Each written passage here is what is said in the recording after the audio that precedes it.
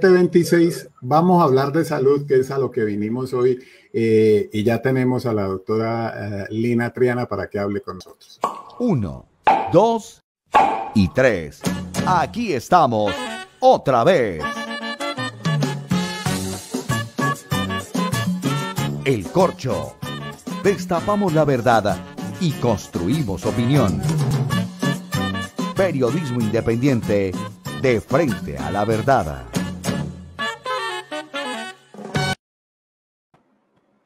En una época en que estudié medicina, todos mis compañeros, toda la gente que estudió conmigo siempre me habla de esta doctora.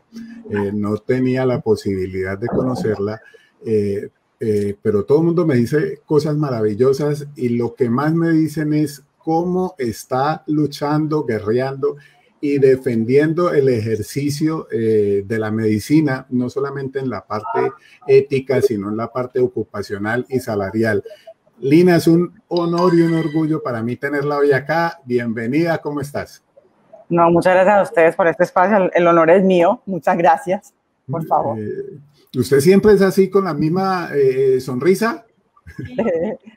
Pues yo creo que una de las misiones que tenemos en la vida es, sí, tratar de ver todo el lado positivo. Aunque nos esté pasando cosas, siempre hay que mirar el contexto positivo, porque si no, no hay para qué vivir. Claro, es la presidenta de la Asociación Colombiana de Sociedades Científicas, es integrante del Comité de Expertos de Salud que hay aquí en el Valle con la aplicación Valle Corona, Cali Valle Corona creo que se llama ahora, es cirujana plástica y bueno, Lina, ¿qué está pasando con nuestra salud aparte de esta pandemia? Aparte de esta pandemia, sí, porque la pandemia ha consumido todo lo que es salud, pero en realidad sí estamos hablando de lo que es el médico a nivel del modelo de salud colombiano, pues tenemos mucha tela que cortar, o mucho tema que hablar, porque normalmente nosotros como médicos, o por lo menos cuando estudiamos medicina, uno ¿qué quiere? Y tú que estuviste estudiando medicina, uno que quiere, uno se mete ahí como por vocación de servicio, por ayudar. Yo creo que un muchacho, y sobre todo hoy en día, sabiendo la situación como está de dura para los médicos, se mete ahí porque en verdad quiere ayudar.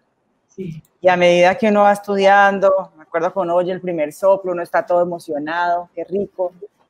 Y ya después que acaba la universidad y entra y ya tiene que conseguir trabajo. Ahí donde uno dice... Que entre otras cosas, Lina, perdón que yo interrumpo mucho, claro, ahora que dijo eso de escuchar el primer soplo, eso le pasa a uno ese fonendo. Yo me acuerdo del doctor Carlos Hugo Moreno. Claro. Véalo, aquí está clarito y uno ni idea de qué estaba pasando. Sí, cuando uno empieza a oírlo, eso es lo máximo. Y sí, cuando uno empieza a tratar de ayudar al paciente, y me acuerdo en medicina interna, una paciente que yo le ayudaba, me pegó una sarna que tenía, porque yo iba y la visitaba todos los días, me acuerdo, llamaba Zoila, nunca me voy a olvidar la paciente. Pero bueno, en fin, esas son las experiencias de uno de estudiante. Y finalmente sale el muchacho y se enfrenta a la vida laboral, al modelo de salud actual de nuestro país, que es un modelo de salud. Yo siempre digo que uno tiene que ver lo buena, porque uno, lo más fácil siempre es ver la parte mala, ¿no? Criticar.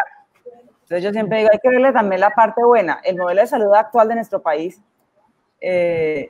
tiene algo muy bueno, y es que tiene una cobertura casi del 100% en teoría, en el papel, ¿sí? Y porque antes de la ley 100, normalmente cuando una persona se enfermaba, por ejemplo, un campesino de allá de la Unión se enfermaba de un cáncer, algo así, él se tenía que venir de allá y llegaba a la capital, y básicamente la única manera para atenderle su enfermedad era casi que a caridad. Hoy en día, en teoría, con el modelo que tenemos cobertura casi que para todos. El problema es el acceso. Tenemos cobertura, pero el acceso es que tenemos problemas. Pero si estamos hablando, yo quiero hablar dos puntos de vista, uno del paciente y uno del médico o el trabajador de la salud, porque ahí es importante tener en cuenta siempre los dos. Porque nosotros, repito, nuestro fin máximo es dar lo mejor al paciente, nunca hacer daño. Entonces, por eso nunca nos podemos desligar del paciente sin decir que obviamente tenemos que tener unas condiciones dignas y justas, por supuesto. Entonces, esa persona se empieza a tratar de conseguir trabajo y entra a un modelo, a ese modelo de salud donde tenemos que hacer parte, si queremos ser médicos, tenemos que hacer parte del modelo, y el modelo, digamos, lo que empezamos a descubrir algunas cosas que no era la razón por la cual estudiamos medicina. Cuando uno estudia medicina, vuelvo y repito, ¿uno qué quiere? Uno quiere, pues, ejercer la medicina porque es una carrera en teoría liberal, ¿no? Sí, es de una de las poquitas carreras que hoy en día se puede decir que son carreras liberales, pero ya no existe en nuestro país con el modelo que sea una carrera liberal, porque el médico está completamente subordinado.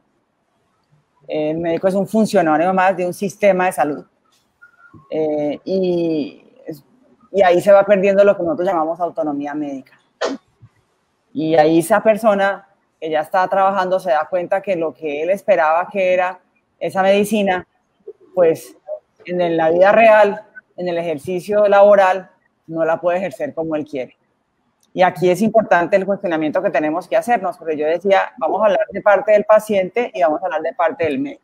Entonces, ese médico que se ha abocado al sistema, que tiene que entrar por la cintura, que tiene que tener, digámoslo, unos tiempos dentro de esa cadena donde él trabaja. Nosotros somos el último eslabón de la cadena. Unos tiempos específicos por cada paciente, una cantidad de tratamientos que tiene que ver o pacientes que tiene que revisar. Empezamos a hablar que como el sistema tiene que ser lo más eficiente posible y se basa en el costo-eficiencia y no en el costo-beneficio del paciente, sino en el costo-eficiencia del sistema. Entonces se basa en eso, y basado en el costo-eficiencia del sistema, entonces se empiezan a tener, digamos, lo que se llaman los auditores médicos, que a veces se ponen bravos porque no es que ellos sean los malos del paseo. No, el auditor médico está haciendo su labor, y muchas veces, ¿para qué sirven? Para que ese sistema funcione de manera eficiente, costo-eficiencia, ¿cierto? Ellos revisan, listo, ese tratamiento se puede dar o no se puede dar a este paciente, o mejor le damos este otro que igual es costo-eficiente, mejor para el sistema, y así, pero es parte de su labor, ¿sí? Obviamente, ese auditor, muchas veces uno como médico a veces lo ve como el enemigo, ¿cierto? O lo ve como el que me limita lo que yo quiero mandarle al paciente, pero repito, muchas veces ellos también trabajan por los pacientes por darle la mejor opción que tienen, porque trabajan en esa cadena, pero están en el sistema como tal para hacer una veeduría de lo que hacemos nosotros los médicos. Entonces, ahí entramos como funcionarios, tenemos una veeduría, y entonces se va reduciendo nuestro campo de ejercicio liberal, nuestra autonomía médica. Porque uno, ¿qué quiere cuando uno tiene un paciente enfrente? Pues uno quisiera poder escucharlo. Y en medicina y en semiología, ¿qué es lo más importante? Tú que estuviste viendo soplos, pues lo más importante es la semiología. ¿Y cuál es la semiología? La semiología es no solamente examinar al paciente y hacer los exámenes para ver qué tiene, sino escucharlo, ¿no? De dónde, porque uno muchas veces dice, ¿tiene dolor? Sí, ¿cómo es el dolor? No. Pero ¿cuándo te empezó el dolor? Ah, y contame qué estás comiendo, y contame. Entonces yo le digo al paciente, no es chisme, sino que es parte de yo en verdad entender ese paciente porque está allí. Habría que hacer una palabra que le decían los médicos a uno, que yo creo que ya no se usa mucho, que es la famosa anamnesis. Perfecto, exactamente, una muy buena anamnesis. Pero hoy en día el sistema no nos deja, no tenemos tiempo. Doctora Triana,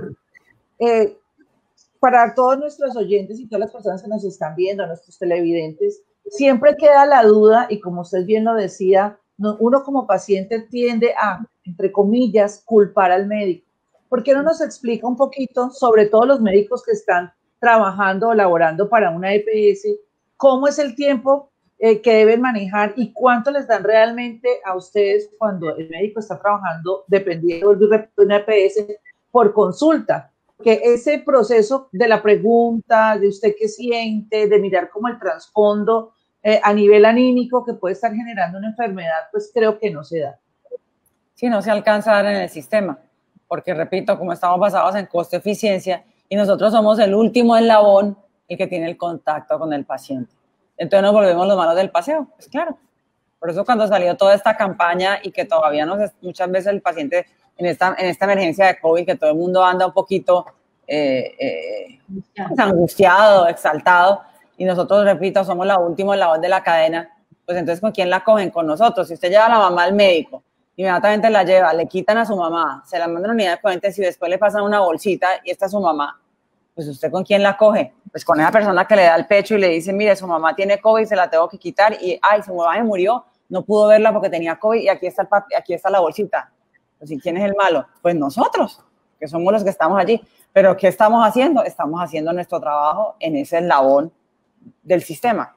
Entonces, normalmente, para volver a tu pregunta, si uno está con un paciente, entonces muchas veces, por ejemplo, cuando son pacientes que van de recambio, que es otra cosa que yo digo, por ejemplo, a veces viene el señor ya de edad, que tiene 50.000 enfermedades, un poco de medicamentos, pues no puede ir solo, el hijo que trabaja en una empresa tiene que pedir permiso para poder llevar al papá a que vaya donde ese médico para que haga lo que llamamos el recambio de la fórmula. Entonces el hijo tiene que levantar a las 4 de la mañana, lleva al señor, 3 buses tiene que coger para llegar donde el médico, y llegan donde el médico, recambio, ese es un recambio, ok, un recambio de fórmula, listo. Entonces no lo examinan, miran los exámenes de sangre que tiene, ok, le mira al médico, hace el recambio de la fórmula, o sea, escribe lo que necesita y le entrega eso al señor y el señor tiene que otra vez irse y todo lo que hizo para pedir esa cita y el médico ni siquiera le vio los ojos. Entonces dirán, no, este médico es un desalmado, ¿cuál vocación de servicio? Nada que ver, no, porque ese médico que está allí tiene una cola de pacientes que tiene que revisar, a veces 10 minutos, 15 minutos, 20 minutos, depende del sistema donde esté trabajando. Y ahí tienen entonces, y además no solo tienen que examinar al paciente, sino llenar en el computador todos los papeles que tiene que llenar para poderle dar esa fórmula a ese señor y que no lo demanden después. Tienen que apuntar todo, porque esa es otra cosa que nos demandan. Entonces, de todo para poderse cuidar, ¿sí? Y el tiempo con el paciente, pues, se acabó, no hay. Simplemente no hay. Claro. Póngase del lado del paciente que cogió 3 buses, tuvo que pedir permiso en el trabajo, madrugar, llevar al pobre señor y ni siquiera el médico lo examinó. Y póngase en los zapatos de ese médico estresado, tiene deudas, tiene hijos estudiando, tiene mercado que pagar y te dicen que tiene que tener hoy 40 pacientes, tiene que atenderlos. Y el señor tiene que atenderlos porque si es que el señor no los atiende, ¿qué pasa? Pues viene el otro que sí los puede atender. Óigame, Lina, y le voy a dar la palabra a mis compañeros Alejandro y Olga Beatriz, pero quiero preguntarle algo porque me están escribiendo por acá de Multicanal y de una cantidad de gente que nos está viendo.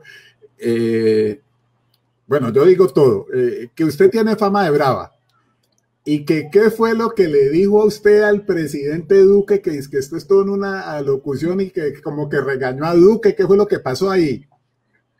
No, lo que pasa es que eso es cuento, hay un decreto que se llama el decreto 538, que es el decreto, como uno de los primeros decretos más importantes que impactaba el talento humano en salud cuando empezó todo esto aquí en Colombia, porque hablaba de varias cosas referentes a nosotros, hablaba de la protección personal, hablaba de la bonificación que apenas que no nos han dado todavía, y hablaba de una cosa que fue el artículo 9 del 538 que se llama la obligatoriedad, que era que en el 538 dice, porque ese decreto está vigente, dice que si esto se nos pone, digámoslo, que se nos escasea el talento humano en salud, el gobierno puede sacar ese decreto y decir, pues usted tiene que ir, independiente de lo que quiere, tiene que ir a trabajar. Entonces, atender los pacientes. Entonces, eso es como, digámoslo, un insulto para alguien que es un médico que es vocación de servicio, ¿cómo le decir que tiene que atender si es que nuestro deber ser es atender a los enfermos? ¿Sí? Entonces, digámoslo que a nosotros no nos pueden tratar como si fuéramos militares, ¿no? Tiene que ir y punto. No. Entonces, más bien, volvamos a trabajar juntos de la mano, nosotros que queremos lo mejor para el paciente y obviamente trabajemos en planes de cómo hacer que ese talento humano en salud sea de la mejor manera distribuido, que es lo que hemos estado trabajando ahorita a nivel con el ministerio, para poder dar, digámoslo, de manera más oportuna la atención en estos momentos donde cada vez más aumenta el número de pacientes. Pero vean, nos fuimos para el COVID. ¿Qué cosa? Siempre nos va para el COVID. No, pero vamos a llegar allá. Olga Beatriz. Bueno, pues lo que pasa es que mi pregunta se me va para el COVID y es que uno ve, doctora Lina Triana, pues en este momento... lo que hablábamos, tanta incertidumbre de la gente, uno escucha médicos que están diciendo y publicando inclusive unas fórmulas, las hacen públicas y dicen que la gente no puede dejar llegar hasta el último momento, precisamente por lo que hablamos, no hay suficientes médicos, no hay suficientes UCIs para atenderlos.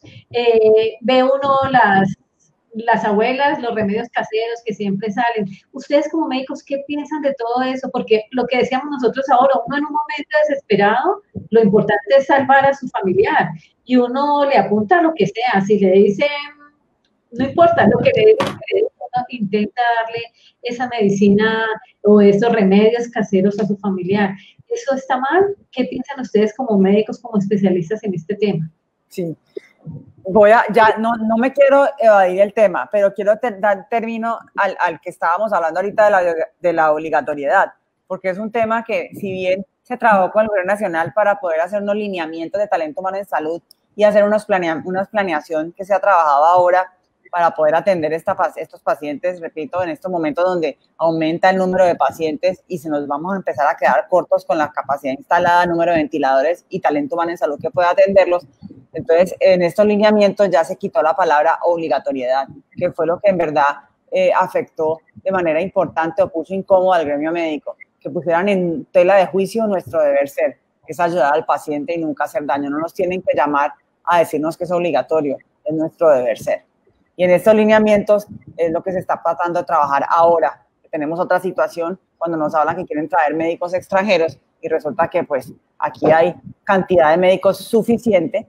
Obviamente hay que trabajar en equipos de especialistas porque no cualquier paciente puede atender una unidad de cuidado intensivo, no cualquier médico puede atender una unidad de cuidado intensivo, entonces hay que trabajar en equipos de líderes de especialistas que manejen al resto del talento humano en salud para poder hacer la cobertura de nuestro país, hacer redistribución de especialistas de acuerdo a cuando empiecen a haber estos picos en los diferentes sectores de regiones de nuestro país, porque afortunadamente no pasa en todo el país, sino que va pasando. Por ejemplo, Cartagena ya está mejor, ahora Montería está muy mal, Bogotá está aumentando, y pues ahí vamos, el COVID va recorriendo todo el país. A medida que va recorriendo el país, la idea es hacer la redistribución de los pacientes. Pero eso fue lo que en verdad nos incomodó bastante, y el hecho hoy en día, ya hablando del tema, otro tema nuestro de salud, es que la Corte, algunas asociaciones médicas habían demandado el decreto 538, artículo 9 de la obligatoriedad, diciendo pues que no nos pueden obligar, pero parece que ha salido ahorita un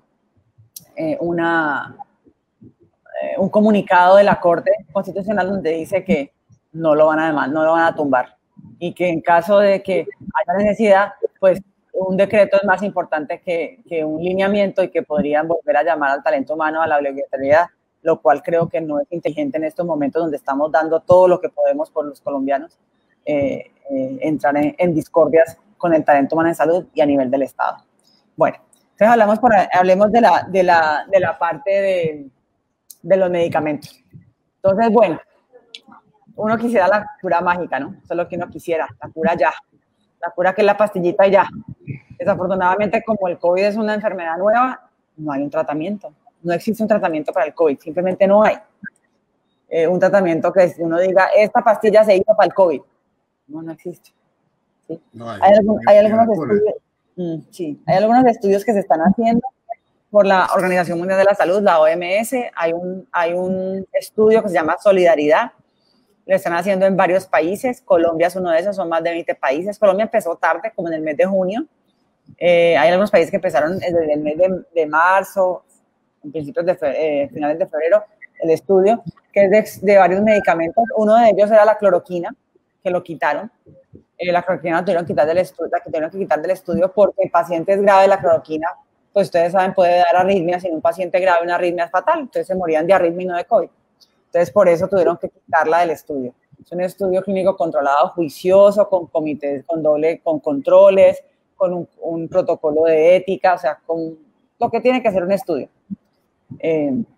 Hay otros 4 medicamentos en el estudio. Uno es una dexametasona, que es un potente antiinflamatorio. Muchos ya conocemos un poquito más del COVID y sabemos que muchas veces el paciente no se muere ni siquiera de la parte pulmonar, sino de la respuesta inflamatoria que hace el cuerpo al virus.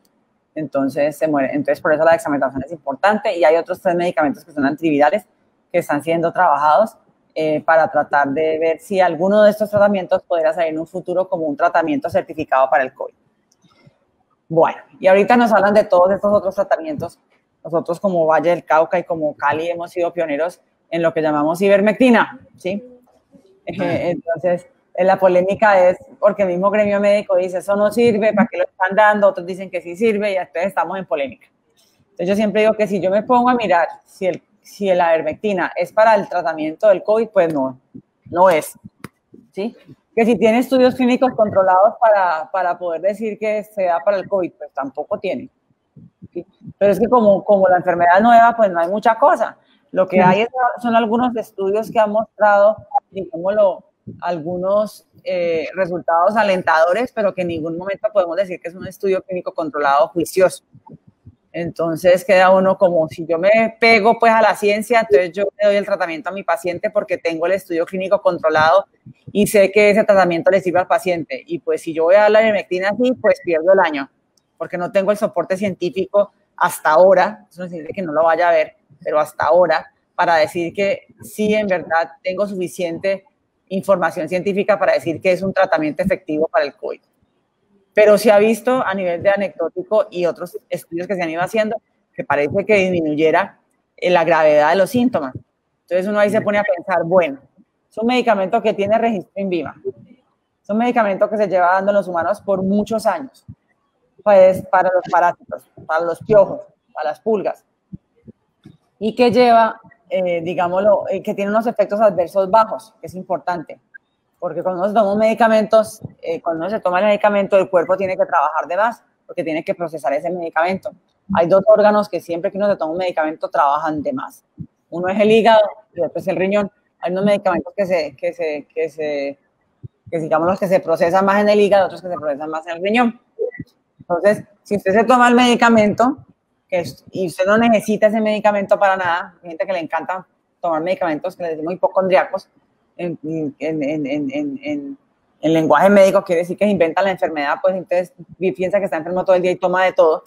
Entonces, ese paciente está haciendo que su hígado y su riñón, que son órganos vitales, se sobrecarguen de trabajo y después se dañen.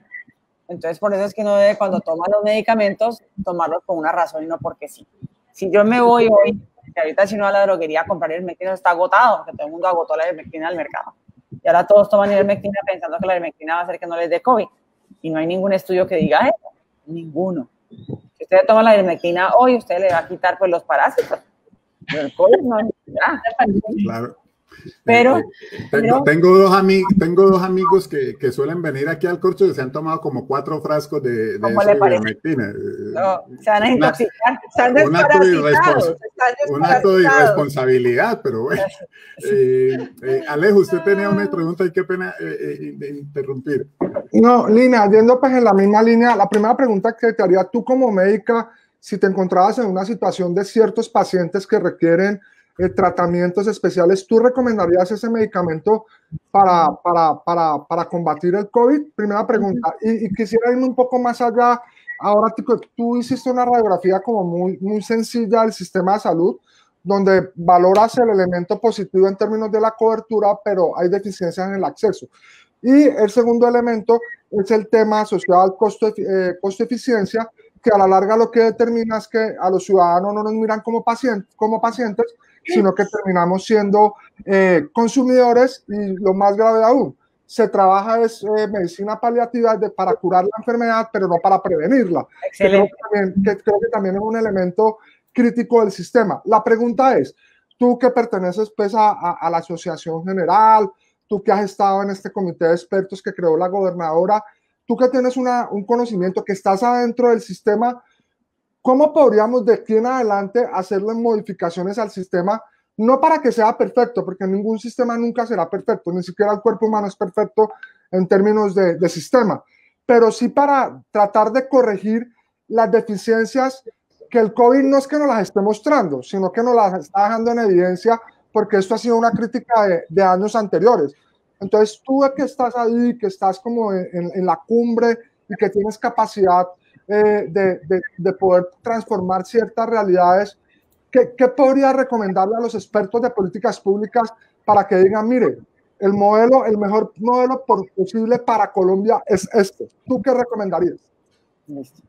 Entonces empezamos primero por lo de la ivermectina, ¿cierto? Que era donde habíamos terminado. Entonces, básicamente lo que está haciendo la alcaldía y la gobernación es dando opción de ese medicamento que, como les digo, pues los efectos adversos son bajitos y tiene estudios prometedores. Entonces, lo importante es que la gente no vaya y se lo tome y se lo compre sin fórmula médica, de hecho, sin recomendación del médico. ¿Qué se podría hacer? Uno dice, no, pues si en este momento yo tengo síntomas, consulto donde mi médico considera que yo sí soy un paciente sospechoso de COVID, pues uno podría decir, bueno, puedo tomarme la ivermectina, pero no porque yo me la quiero tomar así y me fui a la droguería y tengo moquitos y me voy a comprar la ivermectina, no.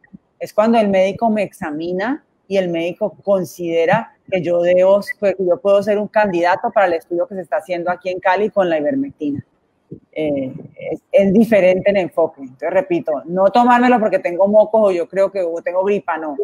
Voy donde el médico y si me hacen el diagnóstico, entonces ahí sí, por fórmula médica, recomendación médica, uno podría pensar en que podría entrar dentro del estudio y ver si, como decimos, hay un estudio en Perú que mostró que se disminuía un 7.3% las muertes de pacientes en unidad de cuidado intensivo cuando les daban el tratamiento de ivermectina al inicio, porque quiere decir que se ponían menos graves. Vamos a ver, es un estudio y ojalá podamos nosotros ser pioneros, como cualquier estudio, pioneros a nivel mundial, si funciona el estudio. Pero hasta ahora, digámoslo, no quiero ser ni decir que es bueno ni decir que es malo, pero decir que es lo que tenemos aquí, que ha mostrado a otros países que sirve y pues que estamos haciendo nosotros nuestro propio estudio a ver si de alguna manera podemos disminuir el riesgo de que se nos agraven los pacientes. En cuanto al sistema de salud, ¿qué hacer? Esa es la pregunta del millón, porque es que uno quisiera de pronto tener unos territorios fortalecidos a nivel de salud. Nosotros hace algunos años teníamos unos territorios fortalecidos, unos hospitales regionales fortalecidos. Cuando llegó la ley 100 y en lo que trabajamos, y repito, no es que satanicemos la ley 100 porque muchos nosotros de los médicos siempre decimos es que estamos así por la ley 100, ¿sí?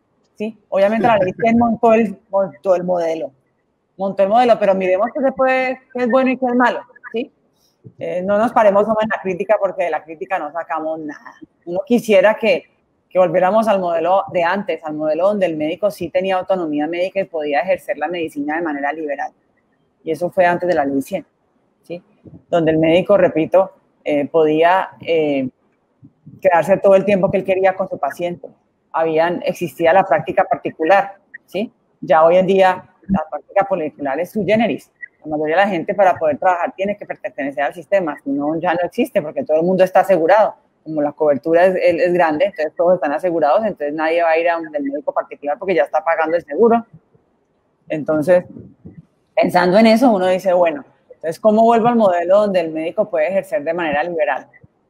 Pero que en verdad ya la cobertura para todo el mundo. Esa es la pregunta del millón, ¿cómo hacemos? Porque cuando teníamos el otro modelo, claro, podías ir donde el médico, pero de pronto para un tratamiento costoso, pues no tenías cómo pagarlo, ¿sí? Hoy en día, en teoría, en nuestro sistema de salud actual, en el papel, repito, no quiere decir que suceda, pero en el papel, tienes derecho a cualquier tratamiento, tú o el vecino. No importa quién eres, qué trabajas, qué tienes, pero tendrías el mismo derecho a un medicamento de última tecnología carísimo que la otra persona de al lado. Eso no sucedía antes, porque no había acceso, no tenías la posibilidad, la cobertura no te daba para poder estar cubierta con salud. Entonces, eso digamos lo que fue positivo. Sin embargo, como el papel lo puede con todo, yo estoy tratando de analizarlo del médico y del Estado, para no satanizar todo. Entonces, del Estado, cuando tenemos dinero del Estado. Entonces, hoy en día el sistema está para que ¿cómo se llama? El papel puede con todo, entonces, como supuestamente nosotros tenemos derecho a todo, entonces se inventó la tutela porque tenemos derecho a todo, pero para eso está el sistema que no tiene toda la plata, entonces tratan de coartar lo que el médico le quiere mandar a uno, los protocolos que le quieren mandar para tratar de que el sistema no se desborde en cuanto al costo. Pero el sistema de tutela, por la tutela, el juez vota en contra, falla en contra, entonces hay que darle el tratamiento al paciente. Y es triste que tengamos que recurrir a la tutela para poder que nos den los tratamientos y en teoría en el papel tenemos derecho, ¿sí? Pero también póngase a pensar, entonces como el gobierno tiene 10 pesos por cada ciudadano, ¿sí? De cobertura de ese sistema para que le cubra su salud. Pero el sistema dice que usted puede tener lo que usted quiere ilimitado. Entonces, ¿cómo es ese sistema cuando el juez le pone tutela y entonces usted le hacen el tratamiento y entonces usted en vez de consumirse los 10 pesos que el gobierno tiene para usted, se consume 100? ¿De dónde sacan esos 100 pesos? Entonces, por eso es que el sistema tiene un hueco gigante de deuda, independiente de lo que dice la gente, no, es el robo, pero también el sistema como está construido es insostenible. El sistema no es sostenible, no es real, ¿sí? Y obviamente a nivel de nosotros los médicos, pues se ha llevado, y como somos el último eslabón de la cadena y el sistema es insostenible, hay unos costos, digámoslo, hay unas deudas históricas. Al último que le pagan ¿a quién es? Pues al médico. Y se descubrió que era maravilloso contratar a los médicos con contratos comerciales. Antes del médico, cuando existía el Seguro Social y cuando los territorios eran poderosos a nivel de salud, repito, con unos sistemas, unas redes de salud, digámoslo, establecidas, el médico tenía una contratación laboral formal, con prestaciones, con todo, con derecho a vacaciones, con unas horas laboradas y horas de descanso, ¿sí? Ahora, como ya la contratación es de manera civil o comercial, lo que se están vendiendo son los servicios, a uno le contratan el servicio, no como trabajador, sino le contrata su servicio. Su servicio es hacer esa cirugía, su servicio es atender a ese paciente y le pagan por las horas del servicio y ya, un contrato comercial. Entonces ahí es donde las condiciones del médico se empiezan a deteriorar. En cuanto a la parte laboral, lo que llamamos nosotros contratos de OPS, contratos de prestación de servicio y contratos a veces por cooperativas, que son los más perversos, porque muchas veces depende de la cooperativa, no porque no hay que satanizar todo, pero muchas veces las cooperativas lo que hacen es que contratan con el hospital, o sea que para usted poder trabajar en un hospital X, usted tiene que afiliarse a la cooperativa, y la cooperativa es la que contrata con el hospital, y a usted le quitan un pedacito de su sueldo en esa vuelta. ¿Sí? Óigame, Lina, 7:58 es que se nos está agotando el tiempo. Con Alejandro lo hemos propuesto varias veces acá y con el perdón suyo yo la voy a invitar a un nuevo programa porque vamos a hacer un programa sobre el sistema de salud y sobre la ley 100 y sobre muchas cosas y si hay alguien que merece aportarnos ideas es usted. Voy a hacer unas preguntitas rápidas y después le doy espacio a mis compañeros para una pregunta cada uno y cerramos, así nos alarguemos un poquito. Preguntas rápidas y de respuesta rápida. ¿Están bien pagados los médicos en Colombia, Lina? Por supuesto que no. Es que en esa cultura de antes, si usted lo decía, el médico lo veían como Dios y debajito los médicos y decían, estos manes ganan un poco de plata. El médico era el líder de la comunidad, porque es que como con la profesión que tenemos, que es vocación de servicio, ¿quién es el verdadero líder? El verdadero líder es el que tiene el poder. El verdadero líder es el que más ayuda a los demás, y eso era el médico. El médico, acuérdense, el médico que andaba con su maletincito un día de un lado para otro.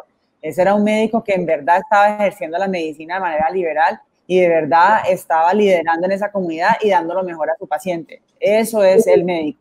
Y ese médico tiene unas condiciones de vida muy diferentes a las que tienen hoy esos muchachos que salen de la universidad, donde tienen que tener 3, 4, 5 trabajos, turnos, 300 horas laborales a la semana para poder de verdad tener el carro y tener, digámoslo, el estatus que tiene un médico que se lo gana es muleando. Con mucho trabajo, y me voy a atrever a poner y a dar un ejemplo, porque es un señor que quiero muchísimo, es mi gran amigo y sé que usted lo conoce. Cuando yo me retiré de la medicina, él me llamó, yo he trabajado mucho con médicos y sobre todo con cirujanos plásticos, y me llama el doctor Alfonso Riascos.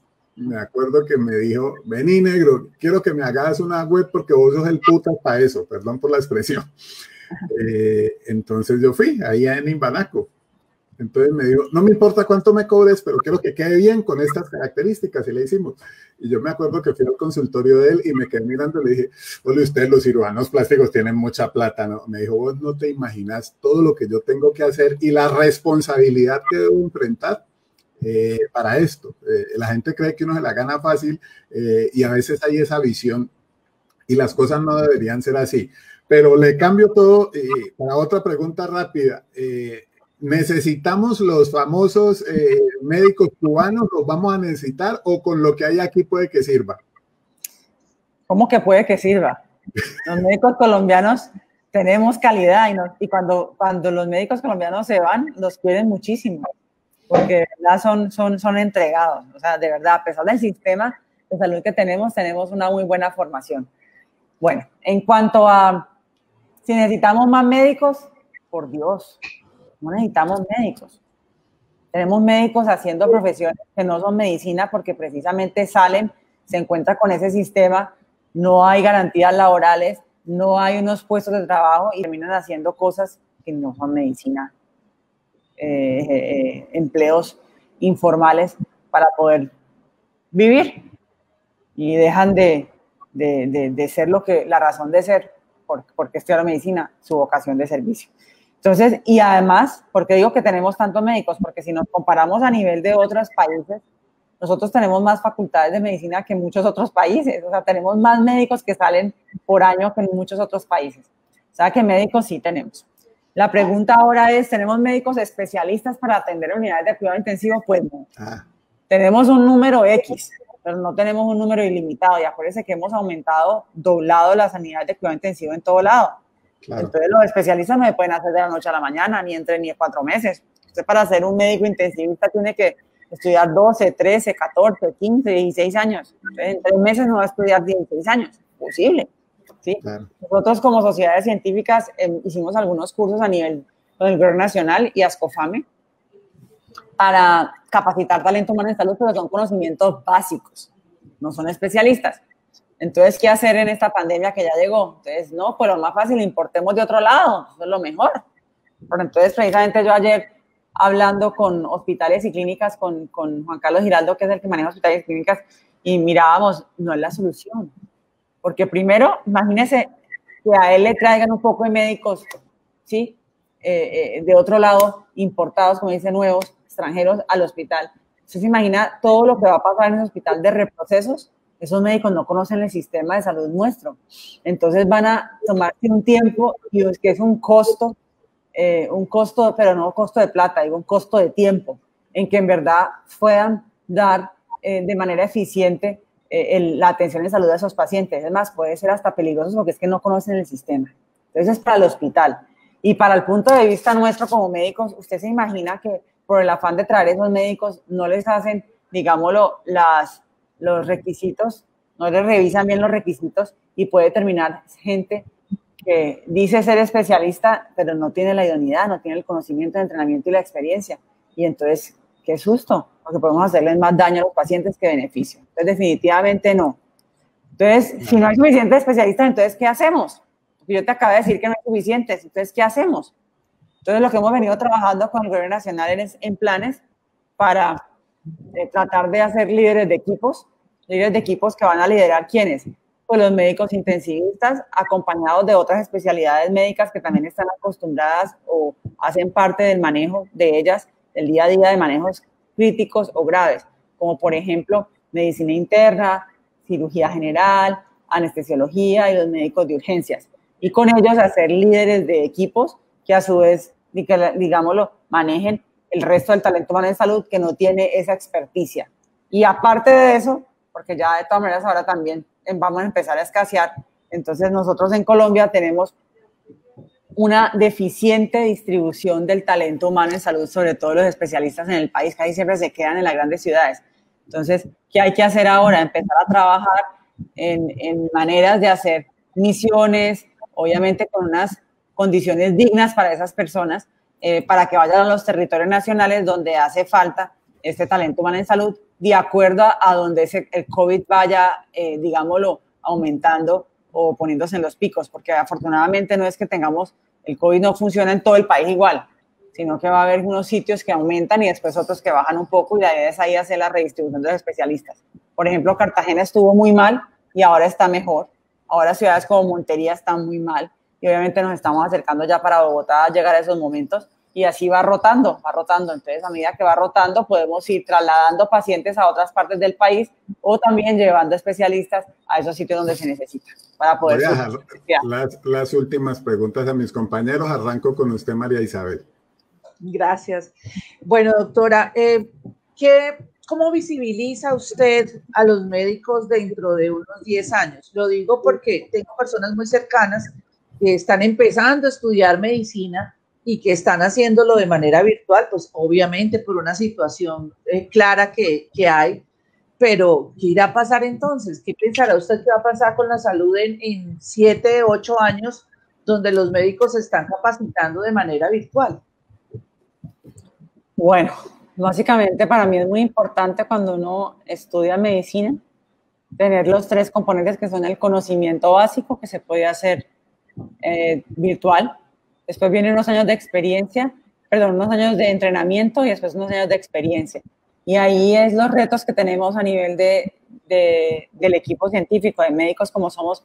¿Cómo podemos garantizar que ese estudiante pueda pasar por esas etapas de entrenamiento y experiencia solo a través de un computador?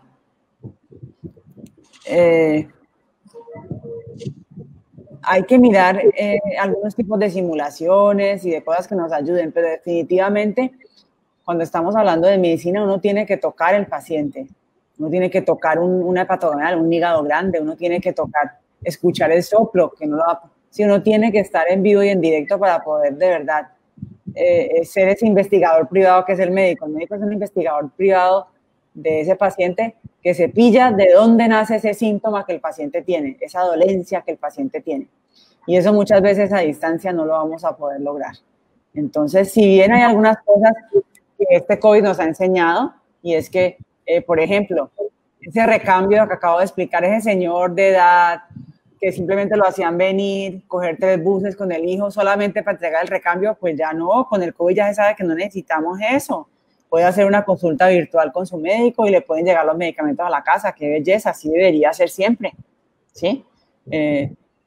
Ojalá le pasara a todo el mundo. Está en proceso, porque eso fue un caos ahorita, porque eso no estaba el sistema preparado para eso, pero ahí estamos. La idea es que sigan trabajando las EPS en que eso se logre y no se nos queden, porque hay muchas quejas de los pacientes que dicen que no está pasando.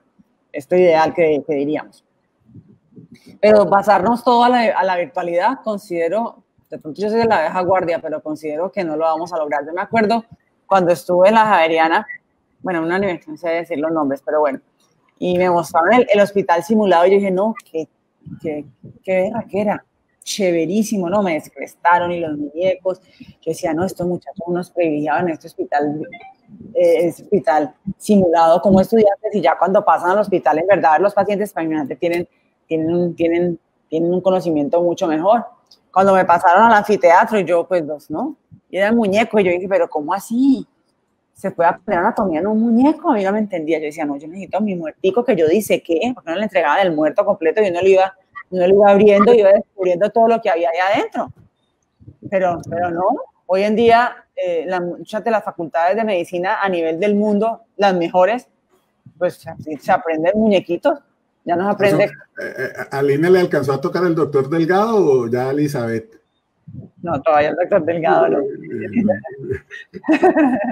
No digamos las edades, no digamos las edades. Olga Beatriz. Bueno, con base en lo que usted hablaba de los médicos cubanos, doctora Lina Triana, el gobierno nacional, el presidente anunció hoy que le va a acelerar el grado a algunos estudiantes de medicina, muchos diría yo, 320 y pico, algo así. Eso también, con base en lo que usted dice, que hay muchos médicos generales, que lo que necesitamos son especialistas, que estos médicos generales se están dedicando a otra cosa porque no tienen empleo. ¿No había necesidad entonces de acelerarles este grado? Pues no podría tener desconfianza con estos nuevos médicos. No, porque se les adelantó 6 meses, o sea, no habría problema, porque no es que vayamos a sacar estudiantes y lo vamos a graduar. Son médicos que ya están listos para hacer su año rural y se les va a dar el grado, o sea que no hay problema, digamos lo que es personas que ya han completado su entrenamiento que hablábamos inicialmente. Importante es que yo creo que a nivel nacional hace falta un censo de médicos, un censo de talento humano en salud, y se lo hemos pedido a nivel del ministerio, pero es muy difícil, porque cada vez que a uno le preguntan cuántos especialistas son, entonces uno empieza a mirar y pues yo puedo decir los especialistas que están asociados a la sociedad científica, pero hay muchos que no están, porque las sociedades científicas no son obligatorios ser parte de ellas. Entonces, ¿cómo censamos todos los que hay? Esa es una tarea ardua que el COVID también, con muchas cosas, nos mostró que la necesitábamos.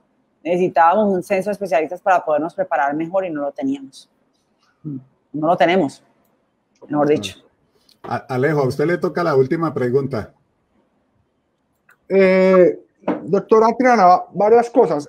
Yo creo que hay que hacer el programa del sistema de salud en Colombia, porque usted ha tocado varias cosas importantes. Primero, el tema pues, de que el sistema es inviable, pero el sistema es inviable porque parte de un supuesto de que estamos en una economía formal. Gran parte de la crisis económica del sistema es que gran parte de la población colombiana vive en la informalidad, en consecuencia no puede cotizar al sistema. Entonces, eso es un tema que hay que abordar en una próxima ocasión. Otro tema que me parece fundamental es la ausencia específica de especialidades. Yo por lo menos conozco de primera mano cómo funciona el tema de las especialidades en Univalle y es muy difícil acceder a unas especialidades porque normalmente los cupos son 1 o 2 por especialidades. Creo que la que tiene más cupos es medicina familiar, que cuenta entre 8 o 10 cupos, si la memoria no me falla, pero lo que hace es que de alguna manera aristocratiza el proceso de acceder a la especialidad en Colombia, y no solo pasa en la Universidad del Valle, sino en general en todas las universidades. Y lo que deja en evidencia precisamente el COVID es que el sistema de alguna manera no ha logrado, de todos esos médicos generales, que además, en muchos casos, uno puede hablar aquí de que sí, hay muchos médicos, pero médicos de calidad, de universidades de calidad, podemos contar 10, 15 universidades. Hay muchas universidades de garaje que en su momento, producto de la Ley 100, se fueron creando y que sacaron muchos médicos mediocres, culpa también del modelo educativo que tenemos en Colombia. Entonces aquí hay muchas variables que hay que tocar, pero me quedo con lo último. Es decir, si hay una ausencia de especialistas para atender el tema de las UCIs, y si algunos otros países de alguna manera requirieron de especialistas de otros países o incluso de clínicas de otros países para ayudar a sus pacientes, ¿no cree que es muy soberbio de parte de la comunidad científica colombiana creer que aquí no requerimos de algunos médicos si en algún momento llegásemos a requerirlo? Porque si en algo comparto con ustedes, primero suplamos todo lo que tenemos de médicos, pero en algún momento probablemente, y ojalá no nos pase, vamos a requerirlos. Alemania lo hizo, Francia lo hizo, Italia lo hizo, es decir, otros países lo hicieron con unos sistemas de salud mucho más potentes y mucho más eficientes que el nuestro. Entonces, no es muy soberbio por parte de la comunidad científica colombiana decir, no los necesitamos porque los tenemos, pero ni siquiera los estamos poniendo a trabajar porque no tienen especialidades, porque el sistema tampoco ofrece las diferentes alternativas para que la gente se especialice. Entonces, hay una serie de contradicciones propias del sistema, obviamente, que creo que el COVID nos tiene que servir para ir resolviendo, y que creo que ustedes, que pertenecen a una élite científica, pues deben empezar a tomar las herramientas necesarias precisamente para que se empiecen a resolver y no que no nos vuelvan a coger con los calzones abajo como nos cogió el COVID en general a todos los países. Sí, es verdad.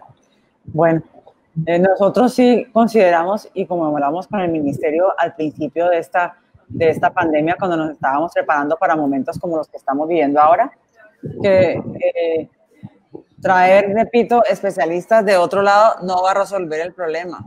Ojalá fuera así de fácil, pero lo que te digo es mucho más complejo que solamente traer la persona.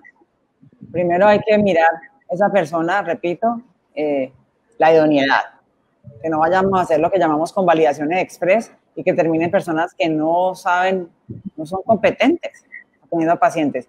Y segundo, el sistema como tal tiene, recuerda lo que te dijimos, nosotros somos un funcionario del sistema y si esa persona no sabe cómo funciona el sistema, va a entorpecer antes en vez de favorecer. Y en este momento necesitamos esa agilidad. Entonces yo por eso digo, primero usamos el recurso que tenemos en Colombia. Primero miremos si con ese recurso podemos trabajar.